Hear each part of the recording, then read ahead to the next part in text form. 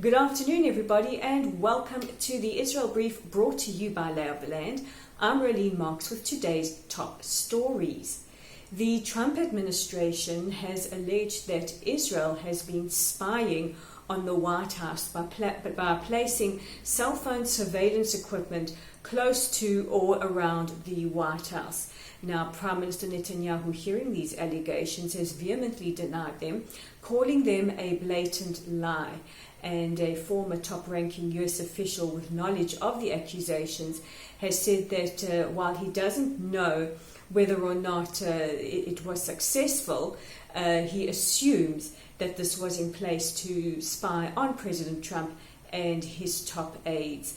Now, this is quite a major story. It is a story that does have impact on the relations between the two countries, and we will be following it and keeping you updated. While we are less than a week away to the elections next week, the second round for the year, you can be sure that all major political parties are doing whatever they can to get those votes, and many have taken to social media, including the Prime Minister. Now, Prime Minister Netanyahu is alleged to have said via his Facebook chatbot that Arab Israelis are out to annihilate Jews. Now, according to Facebook spokesperson, they say that the Prime Minister, or at least the account, violates Facebook's hate speech laws, and they've temporarily suspended the chatbot for 24 hours. So it looks like the Prime Minister could be sitting in Facebook jail. And while we're talking about captives, we cannot forget that Hamas still has in captivity 2 Israeli civilians, and the remains of fallen soldiers Oron Shaul and Hadar Golden. Well, one of the civilian captives, a young Ethiopian by the name of Avera Mengistu, has been held captive in the Gaza Strip by terror entities since September 2014.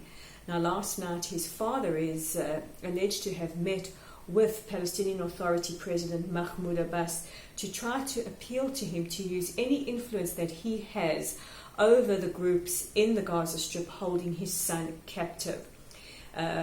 President Abbas is alleged to have said that he considers it a humanitarian issue and he doesn't believe in holding civilians captive, but we don't have any confirmation whether or not he said he would help the Mengistu family or use his influence there. One can only hope, and we all hope and pray, for the safe release of our 2 captives, as well as the returning of the remains of our fallen soldiers so that they may be buried with the dignity that they deserve. So this is the last broadcast for this week before we shut down for Shabbat.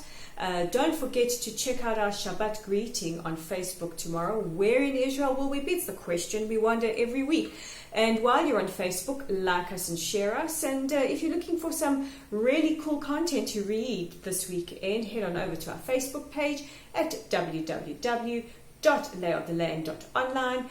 And if you can, support the initiative by the Weizmann Institute and the South African Friends of Israel to try and get 2 lucky students to come to Israel on a 2-month internship at the world-renowned Weizmann Institute.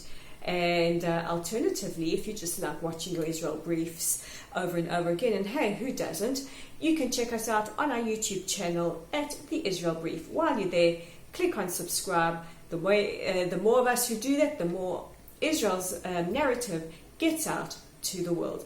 I'm Rolene Marks, wishing you a safe and peaceful weekend. Shabbat Shalom. And this is the Israel Brief. We'll chat again on Monday.